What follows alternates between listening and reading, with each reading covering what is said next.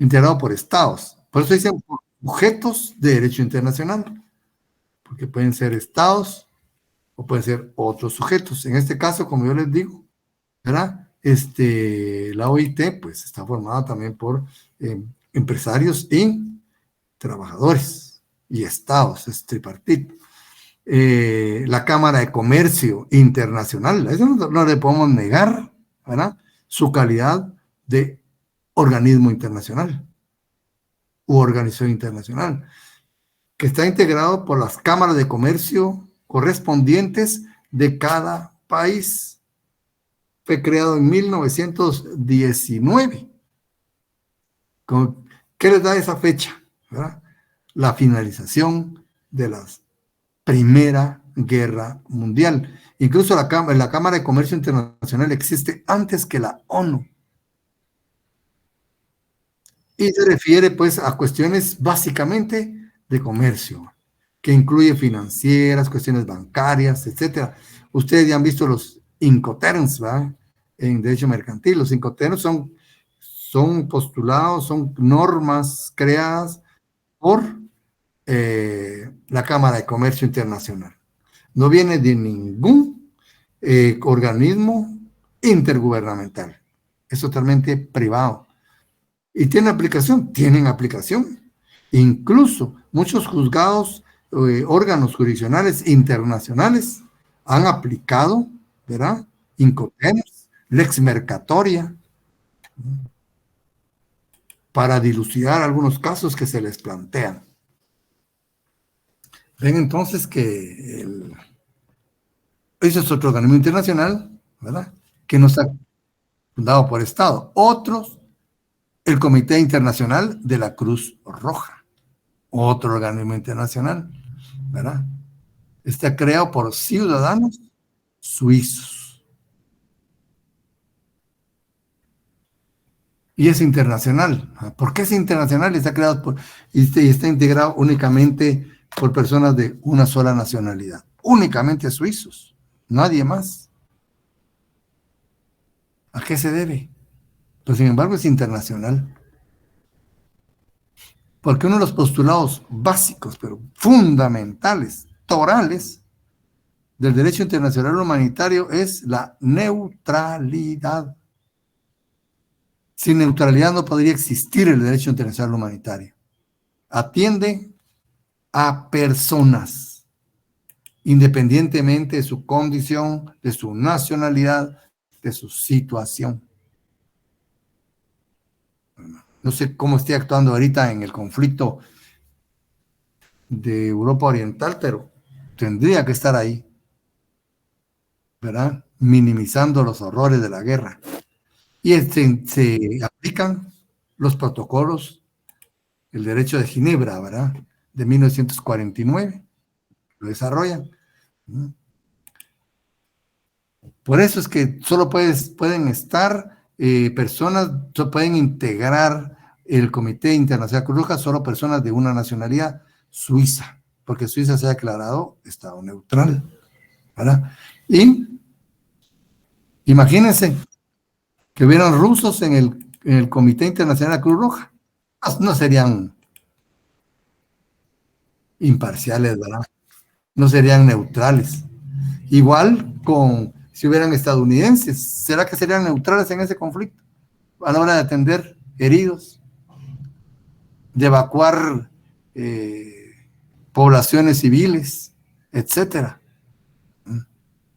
Entonces, cuando hoy entremos a ese tema, vamos a ver derecho internacional humanitario, que no es lo mismo que el derecho internacional de los derechos humanos. Son dos ramas diferentes de derecho internacional, ¿verdad? Entonces vimos sus características: se crean mediante tratado, integrados por sujeto de derecho internacional, gozan de personalidad jurídica internacional, dotados de órganos permanentes, ¿verdad? Y sus órganos cumplen los objetivos de la organización. Para eso están creados, ¿verdad? Para llevar a cabo los objetivos de la organización. Ya vimos, entre otros criterios, ¿verdad? Entre otros criterios, cómo se clasifican, porque hay otros criterios más, ¿verdad?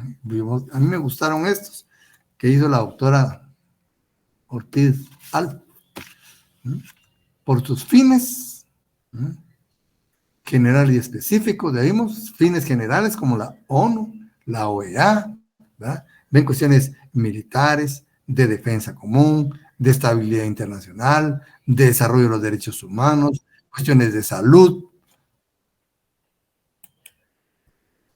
¿verdad? Gobernanza con respecto a las democracias, etcétera. Amplísimo, ¿verdad? Medio ambiente, avances de estudios científicos, ¿verdad? Como ven, es amplísimo. La OEA también tiene una agenda muy amplia en cuanto a sus fines, ¿verdad? Es muy amplio. Igual lo que es el SICA, la Organización de Estados Africanos, todas esas, ahora can ver un cúmulo grandísimo de actividades humanas. Pero también hay de fines específicos. Uno que está muy mencionado ahora es la OTAN, ¿verdad? El Tratado del Atlántico Norte. Ese es de carácter eminentemente militar. Militar. Que no es lo mismo que el TIAR, ¿verdad? Nosotros tenemos el Tratado Interamericano de Asistencia Recíproca. No son parecidas, ¿verdad? Aunque también es militar. Pero el Tratado Interamericano TIAR de Asistencia Recíproca hay que invocarlo, ¿verdad? Para su aplicación. O sea, no es permanente. ¿Verdad? Mientras que la OTAN sí es permanente. Hay todo un andamiaje, ¿verdad? Administrativo. Como ven. Entonces, hay de fines específicos de cooperación económica, de carácter social, derechos humanos, cultural, de carácter financiero, monetario, crediticio, ¿verdad? Científico, sobre agricultura, sobre telecomunicaciones, trabajo. Esos son de fines específicos, ¿verdad? Pero también existen conforme al ámbito territorial de acción, ¿verdad?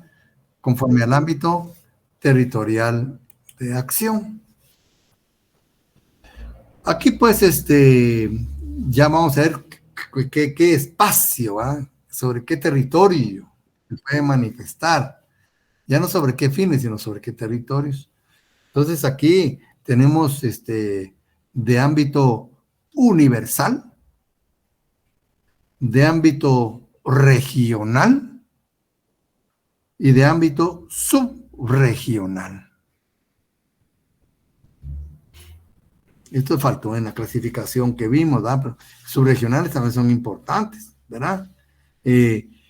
La dirección universal, ¿verdad? O sea, tienen aplicación en todos los estados existentes, en todos los estados de la Tierra, ¿verdad? En todo el planeta. Tienen un alcance planetario.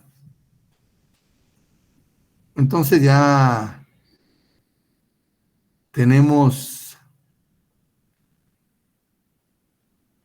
universales como la ONU, ¿verdad? En todo el planeta, la OIT, ¿verdad? La Nación Internacional del Trabajo también se aplica en todo el planeta. La UIT, la Unión Internacional de Telecomunicaciones, yo trabajé en la CIT. Y pues ahí conocí un poco este organismo internacional, ¿verdad?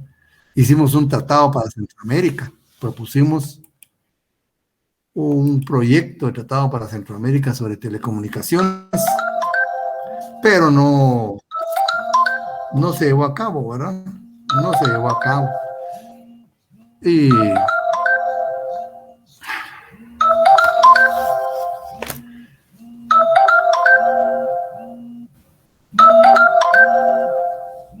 bueno, entonces tenemos esto de con fines, pues, de, ¿verdad? Universal, ¿verdad? Y hay otros, ¿verdad? Hay regionales. Fíjense, entonces, la OEA, ¿verdad? Únicamente el continente americano, ¿verdad? Únicamente el continente americano. La Unión Europea, Europa, ¿verdad? La Liga de Estados Árabes, todo lo que es el continente, ¿verdad?, del mundo árabe. Ahí está. La Unidad Africana, ¿verdad? Lo que es el continente africano, ¿verdad? Y subregionales, como bien habíamos visto ayer, ¿verdad? Que también el Mercosur, ¿verdad? Todo el ALBA, ¿verdad? Es el ALBA, acuérdense, le empezaron Fidel Castro y Hugo Chávez para Latinoamérica. Querían hacer un organismo, ¿verdad?, subregional, pero que solo dejara fuera a Canadá y a Estados Unidos. De todos los países latinoamericanos, íbamos a participar en el ALBA, ¿no? Alianza Bolivariana para los Pueblos de Nuestra América, ¿no? Así se llamaba. Y que íbamos a hacer de cooperación como coordinada, como que íbamos complementaria, ¿no? Complementaria, ¿verdad? Lo que le faltara a uno, pues iba a suplirlo así entre otros, y así nos iban a ayudar. Y para darles un ejemplo, Cuba y Venezuela empezaron, ¿verdad? Cuba proporcionándole médicos a Venezuela y Venezuela proporcionándoles productos así como PVC y todas esas cuestiones que, ¿verdad?, se complementaban, ¿verdad? Porque, y así iba a ser sin desengueos, sin ánimo de lucro, ¿verdad? El SICA, solo Centroamérica, el CARICOM, solo el Caribe. Bueno, entonces, ven, aquí también ya podemos visualizar, pues, ir adentrándonos en este tema de los organismos internacionales. Entonces, como les decía yo, la OEA, ¿cómo lo clasificaríamos como organismo internacional? Un organismo con fines generales, pero con ámbito territorial de acción regional. Y eso es la diferencia con las Naciones Unidas, porque las Naciones Unidas también tiene fines generales, y al igual que la OEA, pero su ámbito de acción es universal. Al contrario, pues la OIT, ¿verdad? La OIT, frente a la OEA, ¿cómo sería?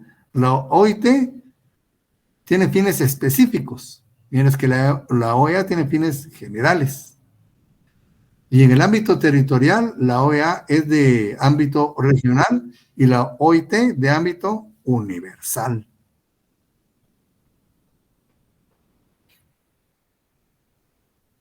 ¿Verdad? Entonces, ven, aquí podemos hacer ese juego, ¿verdad? De ir ubicando cada organismo internacional según sus propias características. Y ahí los podemos ir clasificando nosotros, ¿verdad? Pero tienen su estructura básica. Como digo, esta no es la estructura de la OEA ni es la estructura de la ONU. Esta es la estructura de los organismos internacionales en general, ¿verdad? En general. Un órgano deliberante de carácter plenario, un órgano ejecutivo y un órgano administrativo. El órgano deliberante de carácter plenario puede ser la Asamblea General, Conferencia, Junta de Gobernadores, etcétera. Nosotros lo conocemos más, tenemos más conocimiento, pues, desde este nombre de Asamblea General, ¿verdad? Asamblea General. Y vemos, pues, que siempre es el órgano supremo. ¿Por qué? Esa es la pregunta. ¿Por qué es el órgano supremo en los organismos internacionales? En primer lugar, tiene legitimidad para ello. Tiene legitimidad para ser el órgano supremo. Segundo, ¿verdad?, porque está formado por la totalidad de los estados miembros. Ya esto, ¿verdad? Pues eso es lo que le da legitimidad. la presencia de todos los Estados miembros. Y segundo, y tercero, porque la propia ley así lo describe, ¿verdad? Lo mantiene como el órgano supremo, ya sea que lo diga expresamente o por las funciones que tiene dentro del organismo, ¿verdad? En esto ya pueden incluso manifestar situaciones sobre políticas del organismo internacional, estructura, ¿no? Los funcionarios. Luis Álvarez. Gracias, licenciado. Buenas tardes y buenas tardes a todos. Recién me incorporé, entonces quisiera que actualizarme cuál es el tema que está tratando ahora, licenciado, perdone. Estamos viendo los organismos internacionales como sujetos del derecho internacional. Porque Gracias, licenciado. Muy amable. Junto con los organismos internacionales, como vimos, estaban los estados, aquellos entes que sin ser estados tienen tratamiento de estados, los organismos internacionales y los individuos. Ya vimos los individuos, los estados, los otros, aquellos entes que sin ser estados tienen, vamos a ver hasta dónde podemos llegar con ellos, ¿verdad? Pero estos tres para mí son los más específicos, ¿verdad? Porque otro, pues hay algunas situaciones, pero muy escasas, ¿verdad? Entonces, por eso estamos entrando en los organismos internacionales. Y estábamos viendo, pues, recapitulando el tema de ayer, ¿verdad? Repasándolo sobre sus primeras observaciones, sus características, su clasificación, ¿verdad? Su estructura. O sea, estos organismos están estructurados, ¿verdad? Tienen una estructura. Entonces tienen un órgano deliberante de carácter plenario, un órgano ejecutivo y un órgano administrativo. Pero también deben manifestarse en el ámbito internacional. ¿Y cómo se manifiesta? A través de los órganos correspondientes, ¿verdad? Regularmente el que lleva la voz cantante y manifiesta el sentir y las decisiones del organismo internacional es el secretario general, ¿verdad? Regularmente. Pero ¿cómo se forma la voluntad? En primer lugar, hay que respetar por los principios y reglas del derecho internacional.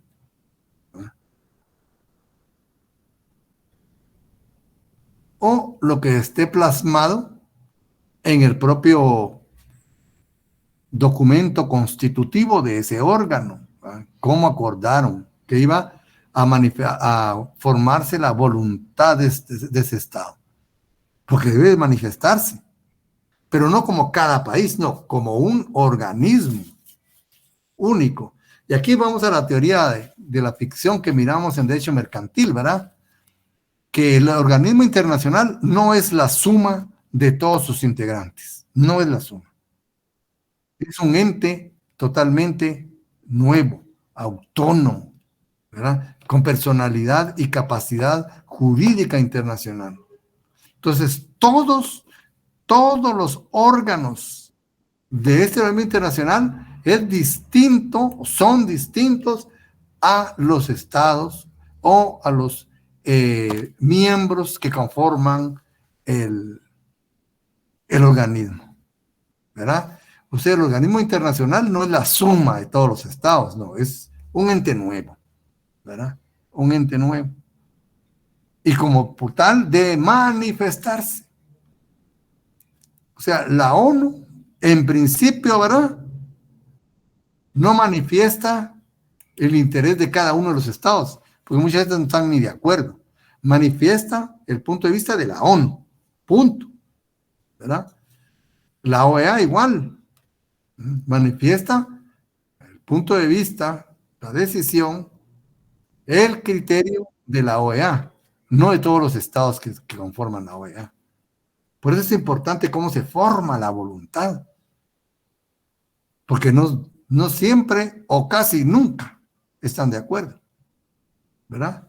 Entonces tenemos unanimidad, disidencia, voto ponderado,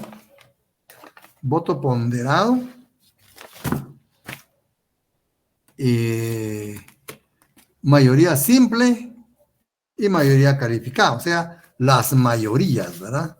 Las mayorías también están presentes en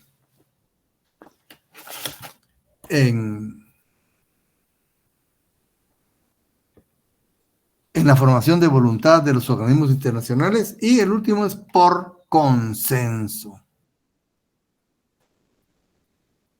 Por consenso.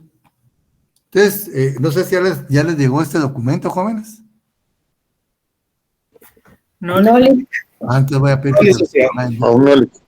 Todavía no. Bueno, voy a pedir que se los trasladen hoy, porque ya Lick, ¿quién lo tiene que trasladar? Su auxiliar. Sí, a través de los medios, de los canales de la facultad, ¿verdad? A través de los canales de la facultad, los que nos han habilitado. Entonces, por ahí vamos pero les va a llegar hoy. Hoy voy a rogar que se los traslade. Gracias, Lick. Muy bien. Este documento ya está pues, para ustedes. Entonces, por unanimidad, ¿verdad? Como su nombre lo indica, ¿verdad? Requiere la votación de todos. Acorde de todos. ¿Verdad? Estas tienen sus ventajas, dice, procedimiento respetuoso de la voluntad e igualdad de los Estados miembros. ¿Qué desventajas? El derecho de veto. Este puede obstaculizar, conseguir la unanimidad para perseguir el cumplimiento de los fines de gobierno internacional. Como les digo, el veto está aquí también en la carta, ¿verdad?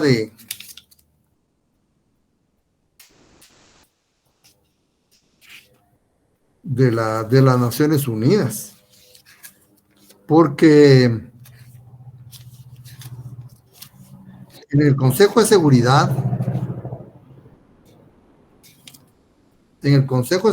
¿verdad? Dice acá, composición.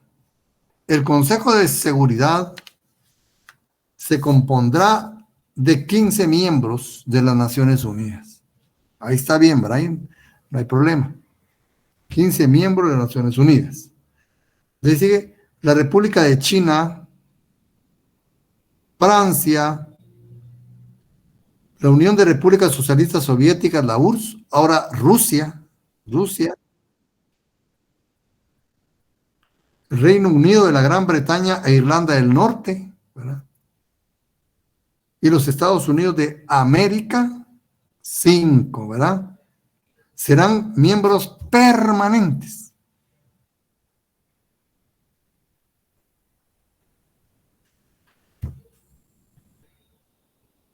La Asamblea General elegirá otros 10 miembros de las Naciones Unidas que serán miembros no permanentes. Entonces, el Consejo de Seguridad tiene dos clases, ¿verdad? de miembros, los permanentes y los no permanentes.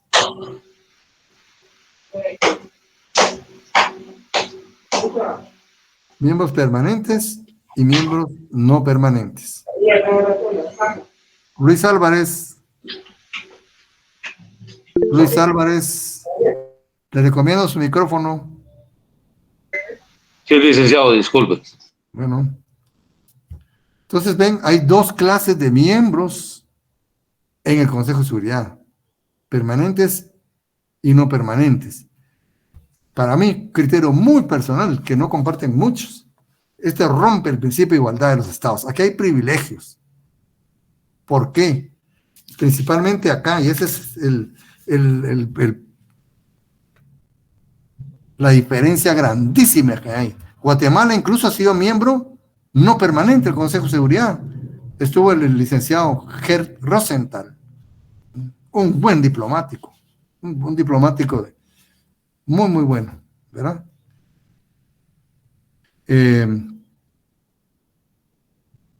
Yo creo que no es de abogado. Entonces, sí, Luis Álvarez. Licenciado, perdone, ¿y qué necesita una nación para ser miembro permanente? Ser poderosa usted. Eso se acordó desde que se creó las Naciones Unidas. O sea, cuando se creó las Naciones Unidas, como ustedes ven, estos son prácticamente los aliados, ¿verdad?, que vencieron en la Segunda Guerra Mundial. Las Naciones Unidas es una respuesta inmediata del perfeccionamiento del derecho internacional, ¿verdad?, en la humanidad. Sustituye a la Sociedad de Naciones.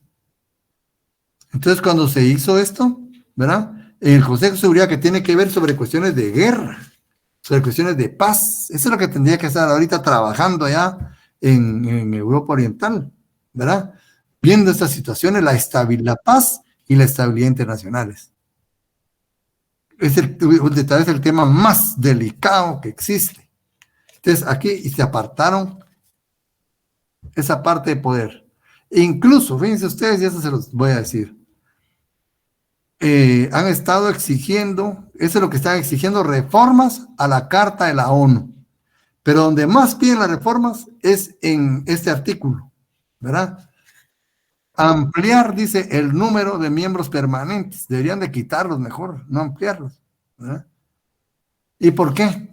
Creo que tiene especial los miembros permanentes. Vamos a leer el artículo 27, y aquí está la clave de esa situación. El artículo 27 dice, cada miembro del Consejo de Seguridad tendrá un voto. Ya vimos que son 15, ¿verdad? 5 permanentes, 5 no permanentes. Se eligen cada 2 años. Dice también, las decisiones del Consejo de Seguridad sobre cuestiones de procedimiento, sobre cuestiones de procedimiento, ¿verdad?, serán tomadas por el voto afirmativo de 9 miembros. Seguimos claros, ¿verdad? Son 15. ¿Verdad? Con 9 que voten para cuestiones de procedimiento, se tiene por aprobado. Dice el numeral 3 del artículo 27. Las decisiones del Consejo de Seguridad sobre todas las demás cuestiones, ¿sí?, las que no son de procedimiento. Entonces, ¿cuáles son? ¿Ah? Sobre estabilidad internacional, sobre cuestiones de guerra, paz. Todas las demás cuestiones serán tomadas también por voto afirmativo de 9 miembros. Ahí no tiene nada diferente, va igual al anterior. Incluso, y aquí viene el subterfugio, mire, incluso los votos afirmativos de todos los miembros permanentes. Es decir, que cualquier otra resolución debe tener el voto afirmativo de los 5 miembros permanentes. Con uno que no vote, deja sin efecto cualquier resolución sobre estabilidad internacional, sobre carrera armamentista, sobre confrontaciones bélicas, sobre desplazamiento de ejércitos, sobre guerras. Y esa es la gran... Liz, perdone, 27 de qué ley le está leyendo, que yo estaba viendo de la... Carta de las Naciones Unidas. Gracias, Liz. La Carta de las Naciones Unidas. Ese es el meollo, miren. Este pedacito guarda una bomba atómica, ustedes. Y por eso no se ha podido sancionar a Israel. Porque Estados Unidos y el Reino Unido han bloqueado todas las resoluciones de la Asamblea General contra Israel. Pero también Corea del Norte, ¿verdad?, que ha sobrepasado los límites del comportamiento de los estados, tampoco se le ha podido sancionar, porque Rusia y China bloquean cualquier resolución en contra de Corea del Norte. Entonces, ahí yo leí unos libros sobre que aquí no se rompe la igualdad, pero yo no lo encuentro, ¿verdad? Para mí sí, hay una igualdad, pues hay privilegios, ¿no? Sí, buenas tardes. O sea que entre ellos mismos se cubren, se puede decir así, entre sus Así mismos es. aliados, ¿verdad? Claro, ¿verdad? Incluso tiene hasta la impunidad, ¿verdad? Porque, ¿qué pasa? Fíjense que ahora se está descubriendo, hay un periodista muy famoso ahí, ¿verdad? Que tiene hasta un premio Pulitzer. Ustedes saben, ese premio es prestigiosísimo, que ha investigado sobre el atentado a los gasoductos, que fue parte de lo que detonó la guerra que se está viviendo actualmente. Influyó mucho en detonar la guerra. Y según él, dice que ya se determinó que el atentado fue propiciado por los Estados Unidos de América. Dice que tienen hasta los nombres de las personas que intervinieron ahí, que atentaron. Y es cierto, el compañero dice que incluso el periodista es de los Estados Unidos, es de los Estados Unidos, es estadounidense. Y él mismo afirma que ya se tienen hasta los nombres, y ya los rusos los tienen. ¿Habrá o no tendría que haber ahí una sanción? O sea que el mismo periodista está afirmando que Estados Unidos fue como una forma de provocar una guerra, ¿verdad? Así es, correcto. ¿Ah? Y involucra, bien dice un compañero ahí, involucra a otros países, sobre todo escandinavos. Recuerden que los escandinavos son casi fronterizos con Rusia. ¿Qué sucede ahí? ¿Quién sanciona a los Estados Unidos? Ahí está rompiendo el derecho internacional. ¿Y cómo queda la ley? ¿Qué tanto que leemos? ¿Qué tanto los principios? ¿Dónde quedan frente a la realidad? Incluso, previo a esta guerra, Rusia y Ucrania llevaron a negociaciones de paz directas, el arreglo directo que le llama el derecho internacional, con la mediación de Israel. No fue arreglo directo, fue mediante mediación. Israel actuó como mediador y habían logrado, ¿verdad?, una negociación que propiciaba la paz. Incluso se iban a firmar los acuerdos para suspender las hostilidades. Pero viene el Reino Unido y se mete directamente en el problema, acompañado por Estados Unidos, por Francia y por Alemania. Y rompen el diálogo, provocan que se rompa el diálogo, empiezan a armar a Ucrania, ¿eh?, y logran que no se firmen, y hemos llegado hasta acá. Y el derecho internacional y las Naciones Unidas y la OEA, ¿qué sucede? Entonces, ven, también el derecho internacional está hecho para los poderosos. Que hubiera sido Guatemala el que hubiera dado ese atentado. Entonces ahora Rusia, entre todas esas cuestiones, le está exigiendo indemnización a los Estados Unidos, porque ese oleoducto era ruso-alemán. Dice que Estados Unidos estratégicamente no le conviene bajo ningún punto de vista una relación en Rusia-Alemania, Berlín-Moscú. Imagínense qué significaría para Estados Unidos. Y con eso trata de romper, pues, esa unidad. Y ven el gran conflicto que hay, pues. ¿Quién va a sancionar a Estados Unidos? Si él es miembro del Consejo de Seguridad, miembro permanente. Y el Reino Unido, si se va a Estados Unidos, que el Reino Unido, que a Francia, que son aliados de ellos, pues, vetan cualquier resolución. Ese también es el derecho internacional, jóvenes. Reproducimos la misma sociedad a nivel internacional, ¿verdad? Los privilegios de uno, por su dinero, ¿verdad?, por su fuerza. No se le aplica la ley en igual forma. Entonces, aquí, eso es lo que da la unanimidad, ¿verdad?, ese peligro, el derecho de veto. Y esa unanimidad se exige, ¿verdad?, únicamente en los 5 miembros permanentes, en nadie más, solo a ellos les interesa, ¿verdad? Para cuestiones delicadas del mundo. También hay disidencia, dice. Consiste en limitar la aplicación de la resolución a los Estados miembros que la aprobaron o que asintieron en ello, ¿verdad? Los que no, a ellos no, ¿verdad? Los miembros que voten en contra o se abstengan de votar no quedan sujetos a la resolución aprobada. Voto ponderado.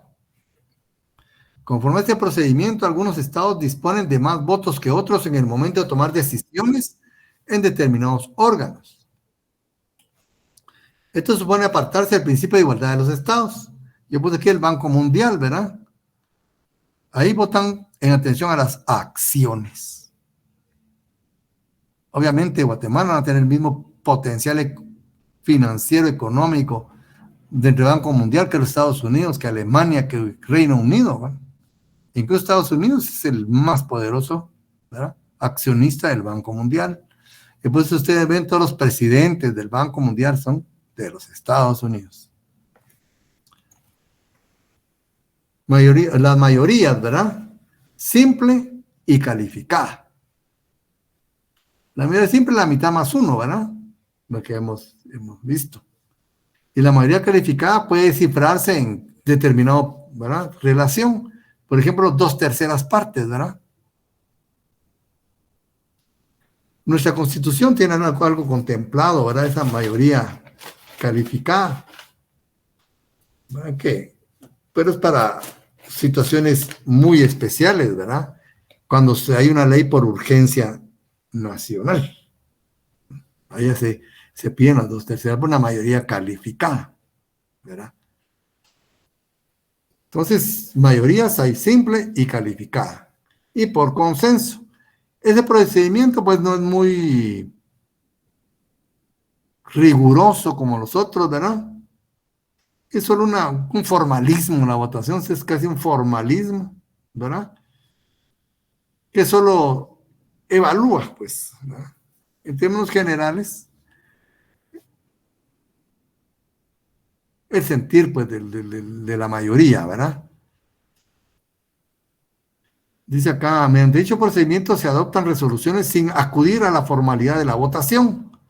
Para ello, el presidente del órgano evalúa y da a conocer el acuerdo a falta de oposición de los miembros al aprobar una resolución sin votación. Simplemente tareas delante de la mano. Ya. Y también vimos lo que es la competencia, ¿verdad? Hacia lo interno y hacia lo externo o exterior. Hacia lo interno, pues tenemos que los organismos internacionales como entes, como sujetos, como personas jurídicas, pueden también emitir sus propios reglamentos internos, instrucciones, recomendaciones interorgánicas, ¿verdad? Ahí, para la propia organización, ¿verdad? Hay competencia normativa, pero también a lo exterior, a lo externo, más que todo en la través de resoluciones, ¿verdad? Cuando decide, pues, un caso. Y sus decisiones son de obligatorio cumplimiento, ¿verdad?, para sus destinatarios. También puede dirigir recomendaciones, entre otros. Como ven, el tema, pues, es bastante amplio, ¿verdad? Pero muy interesante. Ustedes ven, con eso vamos comprendiendo más, ¿verdad? Las manifestaciones que se dan a nivel internacional. Aquí el doctor Larios escribió algunas cuestiones. Dice, los organismos internacionales, de la clasificación anterior se concluye que además de los estados, existen otras entidades llamadas organismos u organizaciones internacionales que también son sujetos de derecho internacional. Los organismos u organizaciones internacionales intergubernamentales, porque también hay de otras, ya les vi que hay de otras, ¿verdad? Tienen derechos y obligaciones internacionales. Eso no se puede negar, ¿verdad? Derecho y obligaciones internacionales. Por consiguiente, personalidad jurídica internacional. También tienen capacidad. ¿Para qué? Para contratar, para adquirir, para disponer, entablar procesos legales, y todo lo que puede hacer a nivel internacional un organismo internacional. Tienen capacidad para unirse a otro organismo internacional, ¿verdad? Fíjense, pueden unirse, hacer una entidad. A sus ejecutivos, y esa es otra cuestión muy importante, a sus ejecutivos se les reconoce rango diplomático, eso no puso el doctor, ¿verdad? Se les reconoce rango diplomático.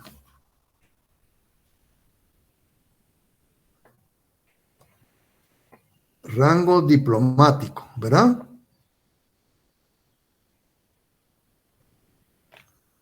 Se les reconoce rango diplomático, ¿verdad?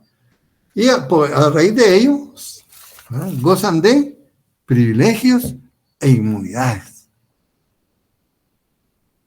Aquí hay personeros de la ONU y de la OEA, y esas personas, ¿verdad?, andan con carros diplomáticos, porque gozan de ese rango, ¿verdad?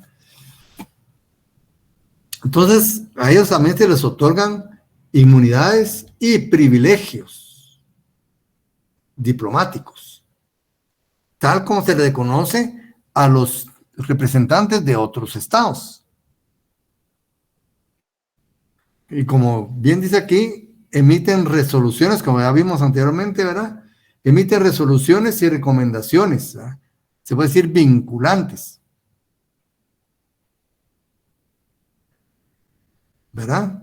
Por ejemplo, nosotros queremos someter el diferendo de Belice a la Corte Internacional de Justicia.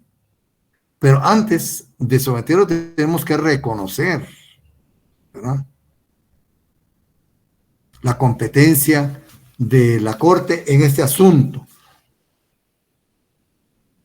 Expresamente. Incluso para someter el diferendo tiene que haber un plebiscito. Yo participé en la creación de ese acuerdo que se hizo en la negociación del caso Belice, ¿verdad? Entonces ahí yo dejé unas salvedades en mi dictamen. Por ejemplo, que ya desde ya sería de contemplar en el presupuesto, ¿verdad?, de gasto de la nación, un rubro específico para el pool de abogados internacionalistas que van a actuar, ¿verdad?, en representación de Guatemala. Porque según se cree que aquí no hay abogados que puedan litigar a esas instancias, hay bufetes internacionales, ¿verdad?, países de Europa, yo creo que Brasil tiene, pero no es barato. Entonces, ¿cómo se va a cubrir ese rango? Entonces, ya deberían contemplar esa situación dentro del... Y además, les puse ahí que tenía que ser abierto a tercerías, porque también pueden darse tercerías en el ámbito internacional. ¿Quiénes podrían también estar ahí interesados? Belice y Guatemala, obviamente, que son las partes. Pues también está Honduras, por el Mar Caribe. Ellos están muy, muy quisquillosos con ello. Que a ver qué ángulo va a tomar, ¿verdad?, el Mar Caribe cuando se resuelve el problema y hasta dónde. México también ya manifestó interés, incluso hay gente ahí que anda diciendo que pertenecía a México Belice, pero también dice que tiene que estar presente en esa negociación por ser un país vecino y porque dice que tuvo ahí parte, ¿va? Tendrían que mostrarlo, pero él ya pidió, y el Reino Unido también. Esos tres seguro que van a estar pendientes de las negociaciones y de la resolución. Entonces también estamos preparados para la situación.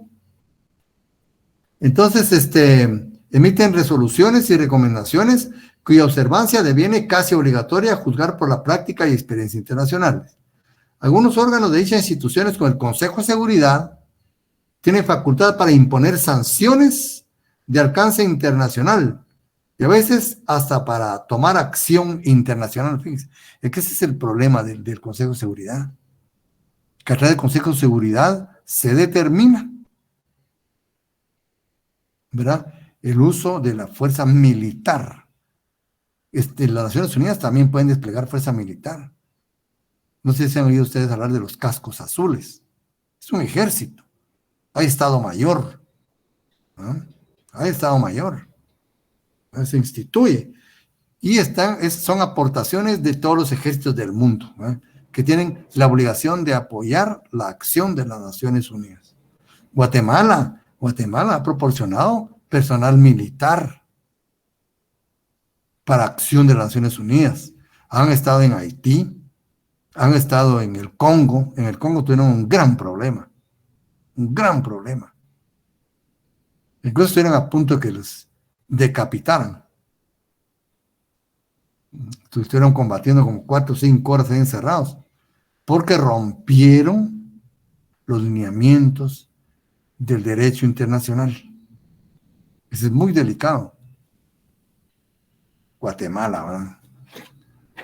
Rompieron lineamientos y se metieron a otra cuestión.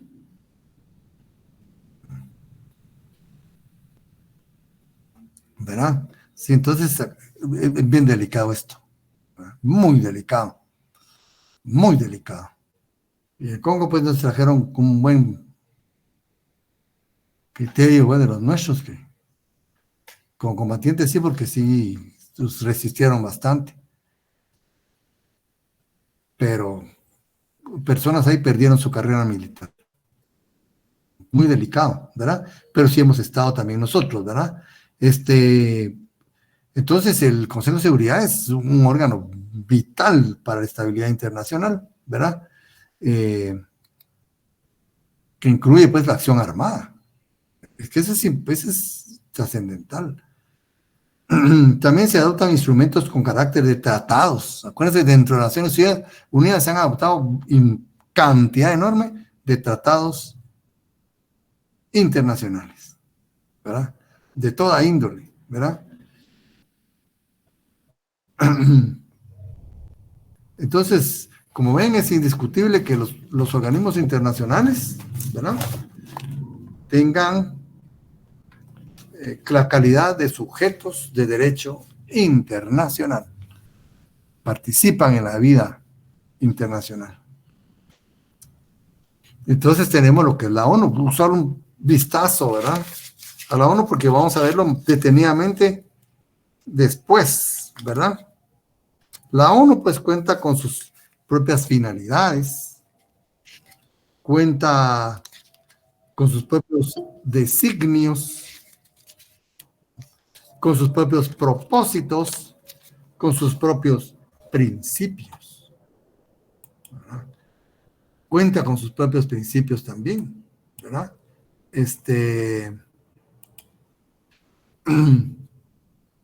ese punto de vista, pues,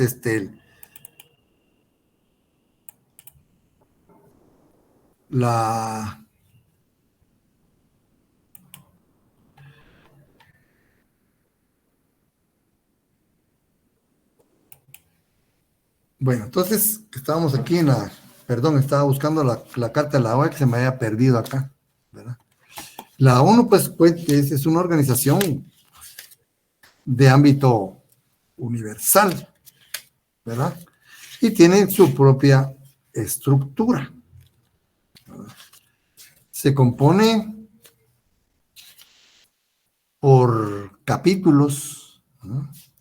El capítulo primero, propósitos y principios, que son los que les había mencionado anteriormente, ¿verdad? El capítulo segundo, sobre sus miembros. ¿Quiénes son miembros? ¿Verdad? Aquí, como es universal, ¿verdad?, cualquier estado, ¿verdad?, que desee hacerlo, pero acuérdense que en el Consejo de Seguridad vimos 2 clases de miembros, ¿verdad? Miembros permanentes y miembros no permanentes. Ahí hay una diferencia, ¿verdad? Ya vimos, hay privilegios. Pero en cuanto a miembros en general, la organización también tiene dos clases de miembros, ¿verdad? Miembros originarios y miembros admitidos. Miembros originarios son los que firmaron la carta, ¿verdad? En San Francisco, ¿verdad? Cuando se creó la ONU. Guatemala fue miembro originario, firmó esa carta. Pero también hay miembros admitidos, los que posteriormente solicitaron ingresar a esta organización. También tiene sus órganos. Y hay órganos principales. ¿Ves? ¿Cuáles son los órganos principales de Naciones Unidas según su artículo 7? La Asamblea General, que es el órgano supremo, ¿verdad? El Consejo de Seguridad, otro. El Consejo Económico y Social. Aquí vemos todo lo que es materia de derechos humanos, ¿verdad? Derechos humanos a través del Consejo Económico y Social. También es muy importante. El Consejo de Administración Fiduciaria. En aquel tiempo ahora ya no tiene aplicación ustedes. Al terminar la Segunda Guerra Mundial, ¿verdad? Muchos países, más que todo los del eje, quedaron en una situación pues muy vulnerable. Y fueron administrados a través del sistema de las Naciones Unidas, ¿verdad? Japón fue el ejemplo clásico, ¿verdad? A raíz de eso hasta buen béisbol tiene, ¿verdad? Fueron los norteamericanos los que fueron a administrar 20 años al Japón, ¿verdad? También tiene una Corte Internacional de Justicia, es otro miembro principal, la Corte Internacional de Justicia, que tiene dos funciones, ¿verdad? Propiamente judicial y consultiva. Dos funciones.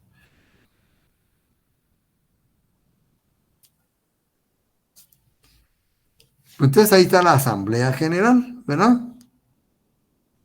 Todos los Estados miembros, ¿verdad? Son integrantes de la Asamblea General, vamos a ser el órgano supremo porque ahí está representado, ¿verdad? Todos los estados. También se establece el principio de igualdad de los estados en el artículo 18, numeral 1, donde dice cada miembro de la Asamblea tendrá derecho a un voto. Ahí, igualdad de los estados, ¿verdad? Va a ser para través de sesiones. El capítulo 5, el Consejo de Seguridad. Bueno, el que les digo que hoy está candente. Ya vimos cómo se forma por 15 miembros, 10 no permanentes y 5 permanentes privilegiados para mí, ¿verdad? Ya vimos quiénes: los Estados Unidos, el Reino Unido, Francia, China, ¿verdad? Y Rusia.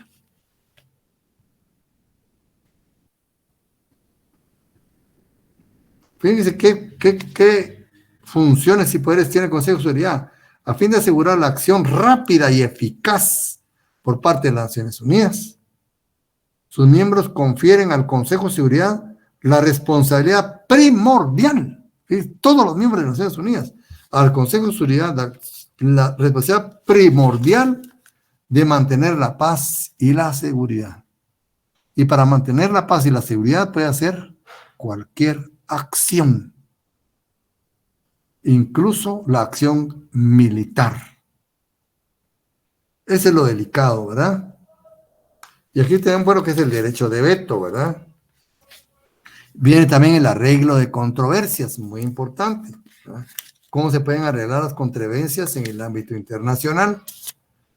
Y el capítulo 7, donde dice acción en caso de amenaza a la paz, quebrantamiento de la paz o actos de agresión, que es lo que está hoy, ¿verdad?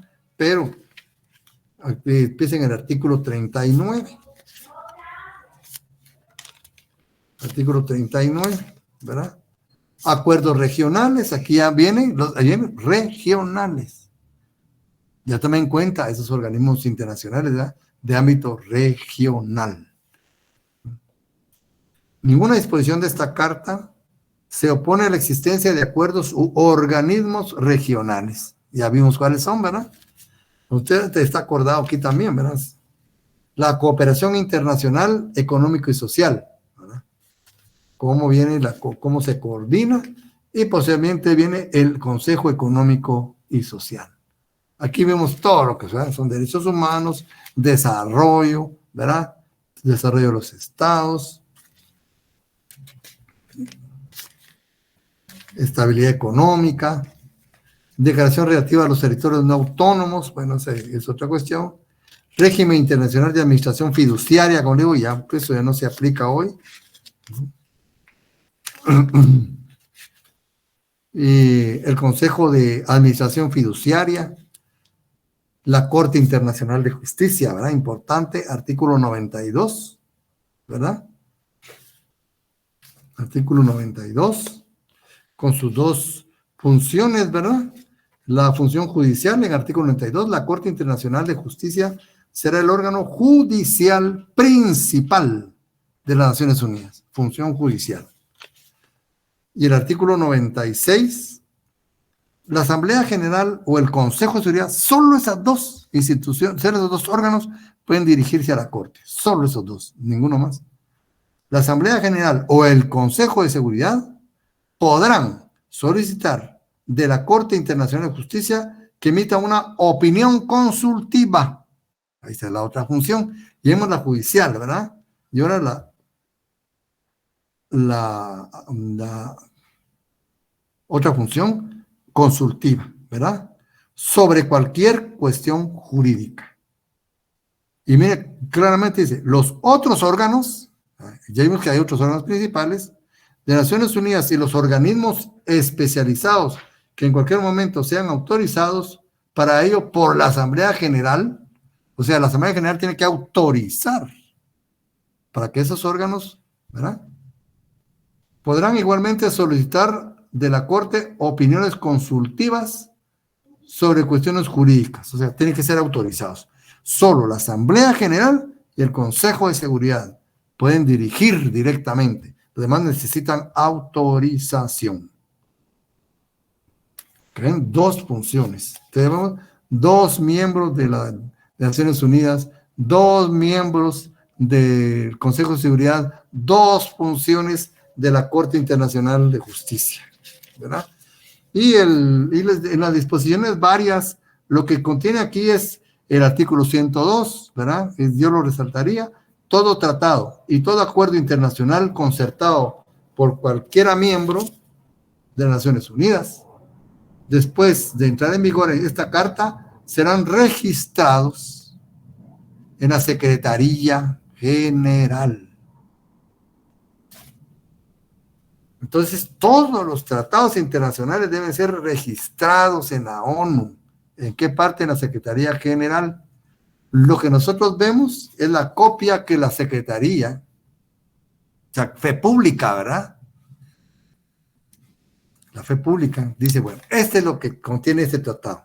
El propio tratado no lo miramos, es la publicación. Incluso la Carta de Naciones Unidas, ¿verdad? Publicada por la Secretaría General, ¿verdad? De las Naciones Unidas. Entonces, sí, los tratados deben registrarse y de hecho se registran, ¿verdad? Y de hecho se registran. Pero también tenemos a la Organización de las Naciones Unidas. La Organización de las Naciones Unidas constituye a través de la Carta, ¿verdad? De Bogotá. La Carta de Bogotá le llaman en 1948, fíjense ustedes. No habíamos nacido nosotros todavía, ¿verdad? Imagínense. En Bogotá, el 30 de abril de 1948, en la 9ª Conferencia Internacional Americana. Ya les conté cómo se fue desarrollando el panamericanismo, ¿verdad? Retomado a finales del siglo XIX por esa nueva potencia emergente, ¿verdad? Los Estados Unidos de América. Y demuestra su poder de convocatoria política, que ese es otro poder que se tiene en el mundo, la convocatoria política, en la que prácticamente, yo creo que solo República Dominicana por X o Y razón no se presentó, estuvieron presentes en la primera conferencia internacional americana en Washington, 1898. Retomando al Congreso de Panamá, ¿verdad? Que ya les conté, ¿se acuerdan? De 1826.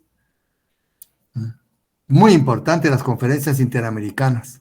La primera, pues, que tuvo más que todo un carácter bastante comercial. Acuérdense que Estados Unidos ya tenía su propio panorama, ¿verdad? Y dice, entró en vigor el 13 de diciembre de 1951. Y está reformada por 4 protocolos, ¿verdad? El de Buenos Aires, que lo leí, el de Cartagena de Indias, el de Buenos Aires en 1967, Cartagena de Indias 1985, protocolo de Washington en 1992 y el protocolo de Managua de 1993. Esta carta, a su vez, ¿verdad? A su vez, se compone por partes, se divide en partes, ¿verdad? Partes principales, que son 3 partes principales, más un preámbulo, igual que las Naciones Unidas, ¿verdad? Entonces ya se divide en capítulos, más su preámbulo. Su preámbulo. Entonces el preámbulo de la carta es muy interesante, ¿verdad? Porque dice, convencidos de que la misión histórica de América, como ven, ya su declaración es continental, ¿verdad?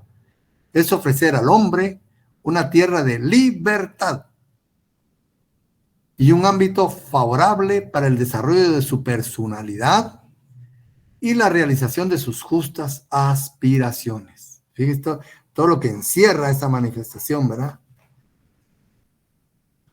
Conscientes de que esa misión ha inspirado ya numerosos convenios y acuerdos cuya virtud esencial radica en el anhelo de convivir en paz. ¿Se acuerdan? Esto fue a través de las conferencias interamericanas, ¿verdad? Entonces, el anhelo de convivir en paz y de propiciar mediante su mutua comprensión, o sea, relación, ¿verdad? Y su respeto por la soberanía de cada uno, el mejoramiento de todos en la independencia. Esta es una manifestación totalmente ética, ¿verdad? Ya es un valor la independencia, en la igualdad y en el derecho. Ciertos de que la democracia representativa es condición indispensable para la estabilidad, la paz y el desarrollo de la región. Incluso hay un documento que posiblemente lo veamos posteriormente en otro capítulo, ¿va? del curso, la Carta Democrática. Es muy importante también, ¿verdad? Y aquí dice, ¿verdad?, que la democracia representativa es muy importante.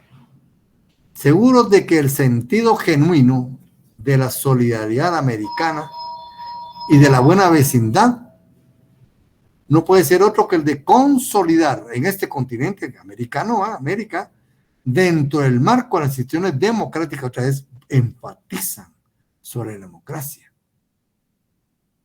Un régimen de libertad individual y de justicia social, fundado en el respeto de los derechos esenciales del hombre, ¿verdad? Ya eso, los organismos internacionales, como ven, ya tienen un giro antropocéntrico. Ya la persona humana empieza a tomar relevancia en el ámbito internacional, su respeto, su dignidad, ¿verdad? Si aquí están hablando de la Carta Democrática, sí, han estado, bueno, como no las conocen, ¿verdad? Solo las mencionan porque se las dicen, pero ni apuesto que ni lo han leído siquiera. Bien, entonces, determinados a preservar en la noble empresa que la humanidad, ese es otro principio muy importante, el principio de humanidad. Ese concepto acuñado en el derecho internacional dio paso a otra generación de los derechos humanos de la tercera generación. Ya no era la burguesía, ¿verdad? Ya no era el obrero, ahora es la humanidad, ¿verdad? Determinados a preservar en la noble empresa que la humanidad ha confiado a las Naciones Unidas, menciona a las Naciones Unidas, ¿verdad? Cuyos principios y propósitos reafirman solemnemente. Esos principios y esos propósitos de las Naciones Unidas también alimentan la Carta de los Estados Americanos, ¿verdad? En su preámbulo. Determinados a preservar en la noble, convencidos de que la organización jurídica es una condición necesaria para la seguridad de la paz, fundadas en el orden moral y en la justicia. Miren qué importantes. Estas son manifestaciones éticas muy importantes, ¿ya? Orden moral y justicia, ¿verdad? De acuerdo con la resolución 9 de la Conferencia sobre Problemas de la Guerra y de la Paz, reunidas en la Ciudad de México, imagínense cómo venía preparándose este organismo, ¿verdad? Han convenido en suscribir la siguiente carta, ¿verdad? Y pues esta carta tiene su propia estructura, 3 partes principales, ¿verdad? Cada parte está dividida en capítulos. La primera parte consta de 7 capítulos, ¿verdad? Del 1 al 7.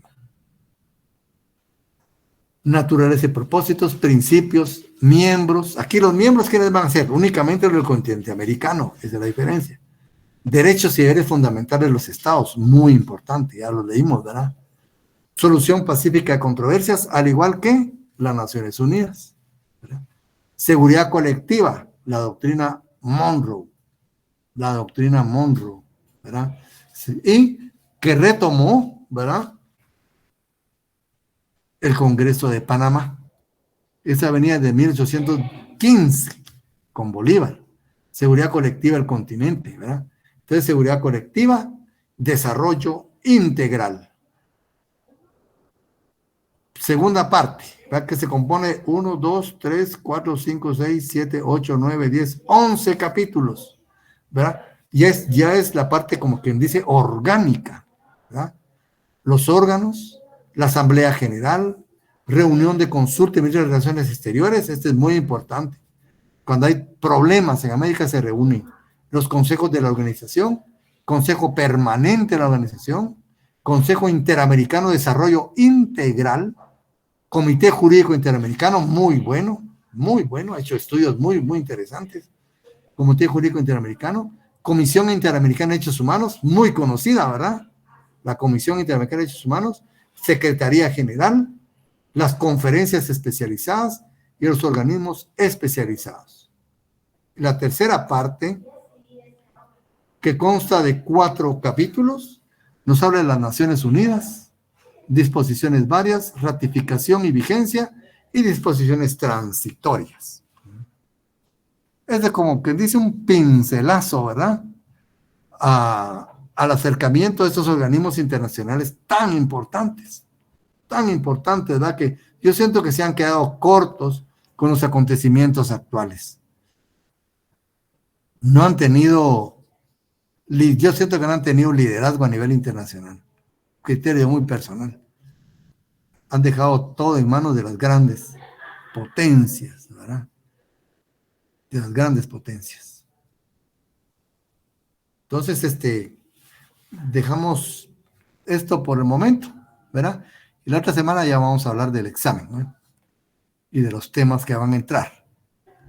Así que por el momento les deseo un feliz fin de semana, compañeros. Buenas noches, licenciado. Pero el martes que nos toca la clase con usted ya tenemos examen. Y empezamos. Sí, el martes. Día viernes. Y el viernes también. Bueno, entonces hasta aquí entra el examen. Cabales son los temas que van a estar en el examen, ¿verdad? Los que hemos visto desde el inicio, ¿verdad? El examen lo vamos a programar para que todos tengan tiempo a llegar, ¿verdad? Y vamos a hacerlo sincronizado a las 18 horas. Para que ustedes estén, no corran, no, para las 20, perdón. 20 horas. Para que los que trabajen, por favor, no estén corriendo porque es peligroso, ¿verdad? Entonces, podemos esperarlos, ¿verdad? Para que ustedes pues tengan el tiempo suficiente de arreglar sus asuntos personales, que son muy importantes, ¿verdad? Y muchas veces tienen que sopesarlos frente a un examen. Entonces, por eso hemos decidido, pues, programarlos para a las 20 horas. Entonces, como ustedes ven, los temas que hemos visto son esto y públicamente le digo un agradecimiento al compañero Gustavo Rochón, que ha sido muy importante para el desarrollo de estas clases, ¿verdad? Con su apoyo. Muchas gracias, Gustavo, y le agradezco mucho. Y aquí, pues, el documento, ¿verdad?, que tenemos ahí de las organizaciones internacionales para los los ¿verdad?, que los tengan ellos ya en su... Entonces, vamos, los temas que hemos visto, ¿verdad?, todo lo que es la conceptualización del derecho internacional, las ciencias que han desarrollado el derecho internacional, el derecho interno versus derecho internacional, las fuentes del derecho internacional, ¿verdad? Su existencia, su desarrollo histórico que hemos visto, y los sujetos del derecho internacional, ¿verdad?, en los cuales se incluye el Estado, ¿verdad?, vida, clasificación, derechos, que ya los vimos, la teoría de la intervención y el reconocimiento, ¿verdad?, que es lo que hemos ya agotado, pues, estos temas. El examen, pues, va a constar de 15 preguntas a un valor de 2 puntos cada una, correctamente contestada, ¿verdad? El tiempo del examen es 1 hora. Y, pues, como les digo, a las 20 horas. ¿Alguna duda, compañeros? Licenciado, buenas noches. Con una consulta, dispense, con respecto a las leyes o tratados que hemos visto, ¿cómo conformará usted las preguntas? ¿Por medio de casos o preguntas directas? Disculpe, gracias. Bien, yo creo que la pregunta va a ser bastante, no va a ser muy amplia por el tema de que es en línea, ¿verdad? Entonces va a ser, sí, de carácter directo, y pues ahí van a tener ustedes los que hemos visto, ¿verdad?, a grandes rasgos, ¿verdad? La Constitución, la ley judicial, las 2 cartas, ¿verdad? Y algunas pinceladas que hemos visto también de la Convención de Viena, ¿se acuerdan? Que ya también ya lo hemos tenido en nuestras manos. Ténganlo ahí. Pero como están en casa, pues tengan todas sus leyes ahí a la par. Muchas gracias, Lick, muy amable. Bueno, Lick, perdone, ¿cuáles son las 2 cartas? La de la OEA y la de la ONU. Correcto, así es. Gracias, licenciado. Bueno.